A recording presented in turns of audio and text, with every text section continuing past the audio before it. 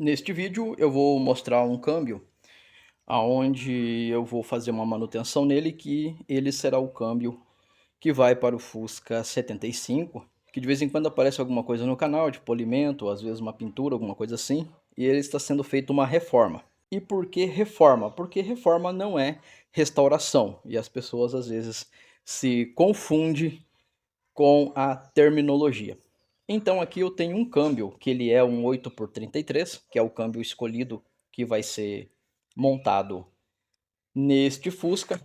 E aqui eu tenho essa engrenagem que é, vamos dizer assim, a quarta curta, porque a dita quarta longa ela tem mais dentes.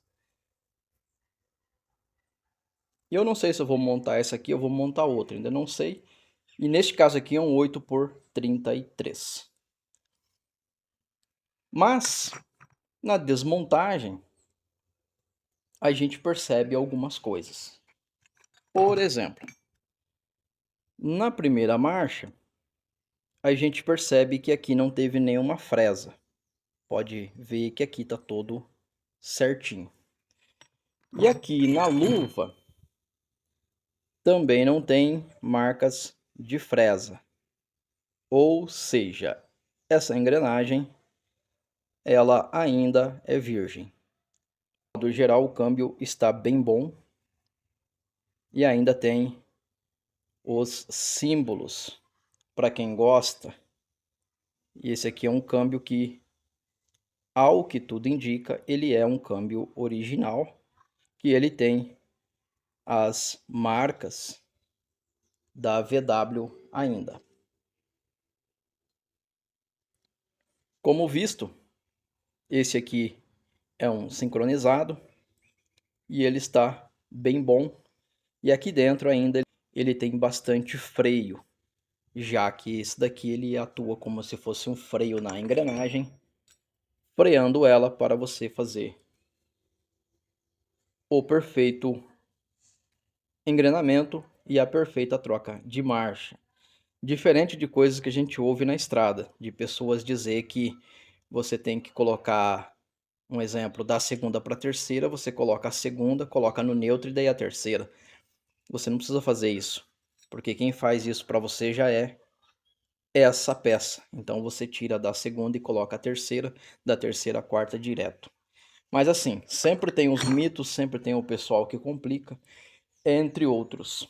Mas aqui eu tive uma coisa que chamou minha atenção, que foi o seguinte. Aqui vem uma porquinha, para quem está acostumado com câmbio, e ela estava frouxa. E eu consegui tirá-la com a mão. Mas, na hora que eu fiz a desmontagem, eu me deparei com isso daqui. Então aqui, não pode ter essa folga dessa forma. Então, ao que tudo indica, esse rolamento ele está mais para cima. Então, causando essa folga quando ele deveria ser mais para dentro. Como eu sempre falo, e para toda regra existe uma exceção, que muitas vezes quando você tem isso daqui bom, você não precisa desmontar tudo. Você chega até aqui, tira a primeira, faz o que você tem que fazer e remonta de novo, porque dificilmente aqui você tem problemas. Mas quando você pega um negócio desse aqui, você precisa desmontar para ver se só folgou ou se quebrou ou o que aconteceu. E aqui eu já fiz na prensa, coloquei um calço aqui e eu consigo então trazer ele. Só que ainda não saiu totalmente. Um carinho e ele já foi para o lugar. Esse aqui é um grupo 5542.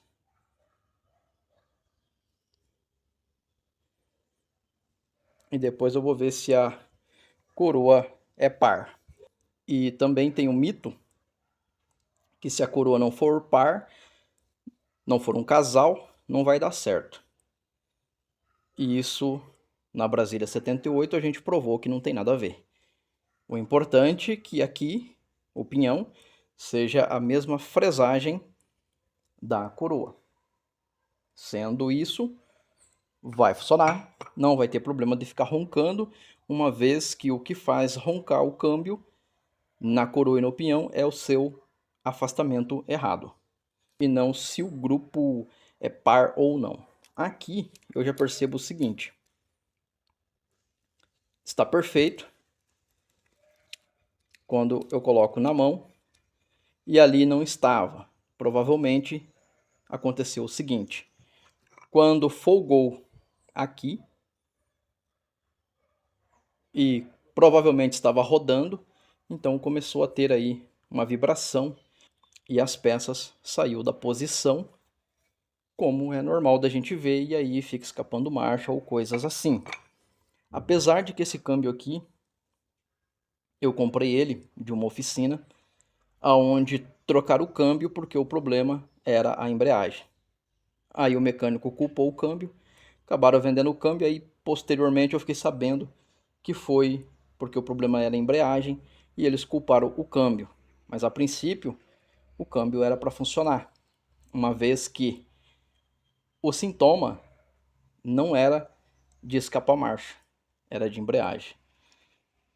Então no mundo da mecânica acontece muito disso, tem os grandes mestres, mas quando você vai ver de perto e prestar um pouco mais de atenção, você vê que não é tão grande mestre assim. Aqui eu tenho o rolamento do pinhão. A princípio ele está bom, não tem as cáries. Cáries que eu me refiro às vezes são as marquinhas aqui de desgaste, mas aqui a princípio está tudo bem. A pista de rolamento está lisinha. A princípio vai ser uma lavagem e o câmbio vai poder voltar a funcionar com as mesmas peças. Eu só não sei se eu vou manter a engrenagem ou se eu vou trocá-la. Eu devo de ter uns 8 pares da engrenagem pequenininha, então pode ser que talvez eu mude isso daqui, mas eu não sei se eu vou mudar. O rolamento roncador, esse aqui sempre dá um problema, mas nesse caso aqui ele tem um aspecto bom e vai permanecer o mesmo a princípio. Aqui no carretel provavelmente pegou um pouco de água e a gente vai ter que fazer um trabalho de lixamento nessas engrenagens aqui para poder limpar, porque vai criando tipo de uma borra e aí você tem que limpar isso aí, porque é um contaminante. E como eu não pretendo mexer nesse câmbio tão logo, então a gente vai dar um polimento nisso daqui e deixar bacaninha para rodar mais alguns anos. Esse câmbio, a princípio, ele está bem bom. Ainda tem algumas marcas de original.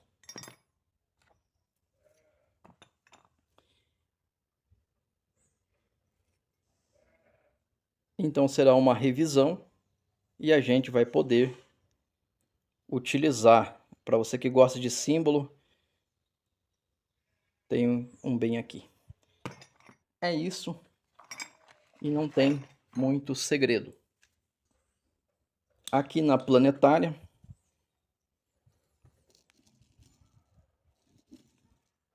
os rolamentos também, a princípio, parece que estão bons.